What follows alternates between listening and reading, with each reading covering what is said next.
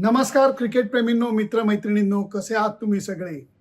IPL हंगाम संपलेला आहे आणि ज्या संघाने संपूर्ण स्पर्धेवरती आपलं वर्चस्व ठेवलं, सातत्यपूर्ण खेळ केला, बॅटिंग आणि बॉलिंग दोन्ही क्षेत्रामध्ये योग्य कामगिरी वारंवार करून दाखवली, तो संघ विजेता झालेला आहे. लागोपाठ दुसऱ्यांदा RCB संघानं IPL जिंकण्याचा पराक्रम करून दाखवलेला आहे.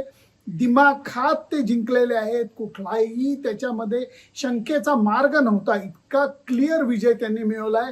त्यामुळे वेल प्लेड IPL, वेल प्लेड RCB हे पहिल्यांदा म्हणतो आणि नंतर माझे जे मुद्दे आहेत ते तुमच्या समोर मांडतो. अजिबात कुठेही जाऊ नका. बघत राहा तुमचा आवडता कार्यक्रम सुनंदन लेले क्रिकेट अँड बियॉन्ड.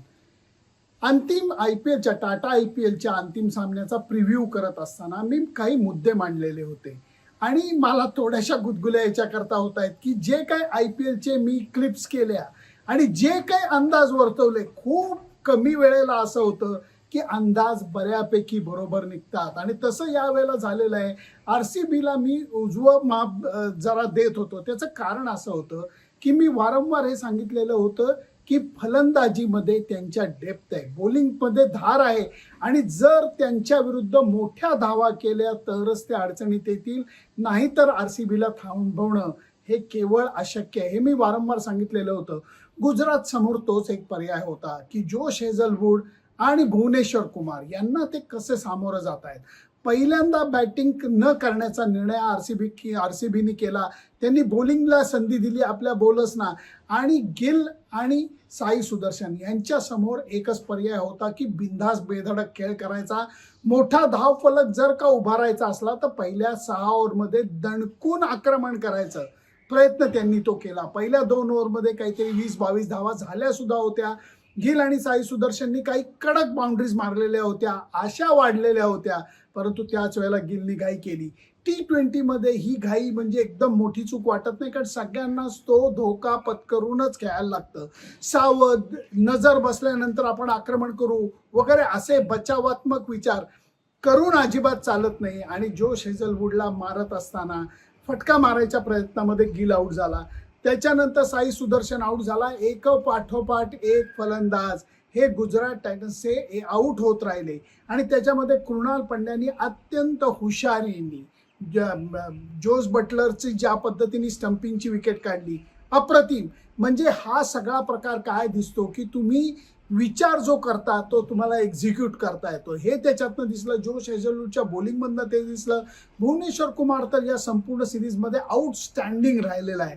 त्यामुळे ज्या वेळेला तळामध्ये म्हणजे तळातल्या फलंदाजांना हाताशी घेऊन वॉशिंग्टन सुंदरने अर्धशतक केलं म्हणून 155चा धावफलक तरी GTला उभारता आला. हा धावफलक पुरेसा नव्हता. हे मी तुम्हाला अगदी प्रामाणिकपणे सांगतो आणि तुम्हालाही त्याचा अंदाज आलेला असेल, कारण RCBची बॅटिंग इतकी तगडी आहे की त्यांना भीती दाखवणारा हा धावफलक असू शकत नाही. सुरुवातीला काही अत्यंत धोकेबाज फटके हे खेळले गेले, ज्याच्यामध्ये व्यंकटेश अय्यरनी अगदी म्हणजे त्याच्या पायाला काहीतरी दुखापत झाली होती आणि तो मारत सुटलेला होता. कसाही करून तो बॉल मारायचा एवढंच त्याच्या डोक्यामध्ये होतं आणि त्याच्या एक्झॅक्टली उलट कोहलीचं होतं. कोहलीला काय म्हणजे त्याचं दडपण येतं लोकांना, हेही मला माहिती आहे. आणि पायावरती त्याच्या बॉल पडला की त्याला तोंडामध्ये गुलाबजाम भरवल्यासारखं मला वाटतं. पायावरती त्याचा मारा करत राहिले आणि कोहली त्याचा फायदा घेत राहिला. कधी फायनिंगला टिकल केलं तर कधी मिड ऑन आणि मिड विकेटच्या मधनं बॉल भिरकावून दिला.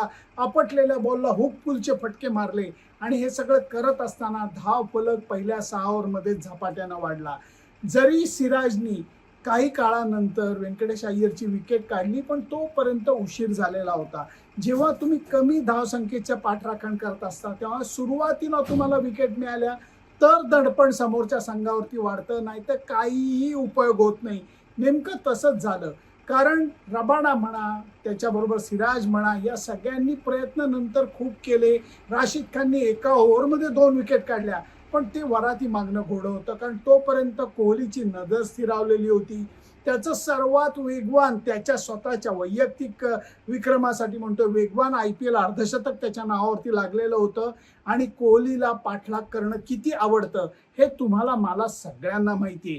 ही धावसंख्या त्याला भीती दाखवणारी नव्हती. त्यामुळे जे काही फलंदाज हातातशी होते, कृणाल पांड्या वगैरे लवकर आऊट झाले, देवदत्त पडिक्कल लवकर आऊट झाला, पाटीदार लवकर आऊट झाला, पण तरीही कुठलीही घाई गडबड न करता कोहलीने आपल्या संघाला विजय मिळवून दिला आणि लागोपाठ दुसऱ्यांदा RCBने IPLचं विजेतेपद मिळवलेलं आहे. Fantastic fantastic. संपूर्ण या स्पर्धेमध्ये त्यांची बॅटिंग बॉलिंग फिल्डिंगचं एक व्यवस्थित मिश्रण झालेलं दिसलं. सगळेजण एकत्र येऊन एकमेकांसाठी खेळतात असं मला वाटलं. म्हणून हा विजय त्यांच्यासाठी फार चांगला आहे आणि त्यांचं कौतुक हे केलंच गेलं पाहिजे. आता शेवटच्या मुद्द्याकडे येतो. लोकांची नकारात्मकता जाता जात नाही. कित्येक जण म्हणतात की हा श्रीमंतांचा खेळ आहे, सगळ्या मॅचेस फिक्स असतात आणि धनदांडगेच फक्त या मॅचेस जिंकतात. तसं असलं तर मग मुंबई इंडियन्स आणि त्याच्याच बरोबर लखनौ या संघांचे मालक काही कमी धनदांडगे आहेत? त्यांचे नंबर्स काय आहेत मला सांगा. 9 आणि 10. कित्येक जणांनी तर अर्धी IPL झाल्यानंतर सांगितलेलं होतं आता अंबानी बरोबर सगळी फिल्डिंग लावणार आणि मुंबई इंडियन्सचा संघ आता बरोबर जिंकत जाणार. काय झालं? तसं अजिबात झालं नाही. जेव्हा अंतिम सामन्याची वेळ आली तेव्हा पहिला मुद्दा विचारला काय गेला, अहमदाबादलाच फायनल मॅच का? ही गोष्ट मलाही पटणारी आहे की अहमदाबादला फायनल मॅच करायची काही गरज नाहीये. मुंबई बँगलोर, खरं तर यावेळेला बँगलोरला ती संधी मिळायला पाहिजे होती. त्यांचा तो मान होता, तो त्यांना दिला गेला नाही आणि परत एकदा सामना हा अहमदाबादलाच भरवला. याच्या विरुद्ध माझं सुद्धा ऑब्जेक्शन आहे, कारण हा 8 तास करण्याची गरज नाही, खास करून जेव्हा अहमदाबादचं हवामान इतकं प्रचंड गरम आहे त्यावेळेला. परंतु हे म्हणत असताना परत एकदा ही मॅच तेवढ्या करताच तिकडे ठेवली की गुजरातचा संघ जिंकावा. अहो असं नाहीये. जे लोक म्हणत होते की हे सर्व मॅचेस फिक्स असतात, आता तुम्ही काय म्हणणार? का तुम्ही आता असं म्हणणार की हो मुंबई इंडियन्स तेवढ्या करताच हरलं कारण त्यांना अजून पैसे पाहिजेत? काय मूर्खासारखी बडबड करताय, काय मूर्खासारखी बडबड करताय? त्यामुळे नकारात्मक लोकांनो, मला तुम्हाला हात जोडून एवढीच विनंती करायची आहे, क्रिकेट बाजूला ठेवा. तुमच्यातली ही नकारात्मकता तुमच्या व्यक्तिमत्वाला धक्का लावते. ही नकारात्मकता आजूबाजूच्या बाबतीत घाण वास सोडते. एक लक्षात घ्या, तुमच्या या निगेटिव्ह पर्सनॅलिटीमुळे बाकीच्यांना त्रास होतोय. ह्याचा थोडासा विचार करा आणि दरवेळेला तेच मुद्दे मांडू नका की सगळ्या मॅचेस फिक्स असतात. क्रिकेट बघायचं नाही बघायचं ही तुमची गोष्ट आहे. तुम्ही बघा अथवा नका बघू, फक्त उचलली जीभ लावली टाळ्याला अशा टाईपची बोलणी कृपया करू नका. या संपूर्ण स्पर्धेमध्ये वैभव सूर्यवंशींनी जी काही छाप पाडली, most valuable player, orange cap player, हे सगळं त्याला मिळालेलं आहे. ज्या पद्धतीने सचिन तेंडुलकरनी त्याचं कौतुक केलंय. सामना संपल्यानंतर वैभव सूर्यवंशी तिथे होता तेव्हा विराट कोहलीनी त्याच्या खांद्यावर हात टाकून त्याला जे 4 शब्द प्रेमाचे सांगितले, या सगळ्याच गोष्टी बघताना खूप आनंद होतोय. एशिया कपसाठी 35 जणांचा एक भला मोठी यादी ही निवड समितीने जाहीर केलेली आहे, ज्याच्यामध्ये सूर्यकुमार यादवचा समावेश नाहीये, वैभव सूर्यवंशीचा आहे. या भविष्यातल्या संकेता बाबतीतही आपण नंतर कधीतरी बोलूया. आत्ताच्या घडीला तरी टाटा IPL संपलेली आहे आणि आता इंटरनॅशनल क्रिकेटचा मोसम चालू होतोय. त्याच्या बाबतीत माझे प्लॅन्स काय आहेत 2च दिवसात तुम्हाला सांगतो.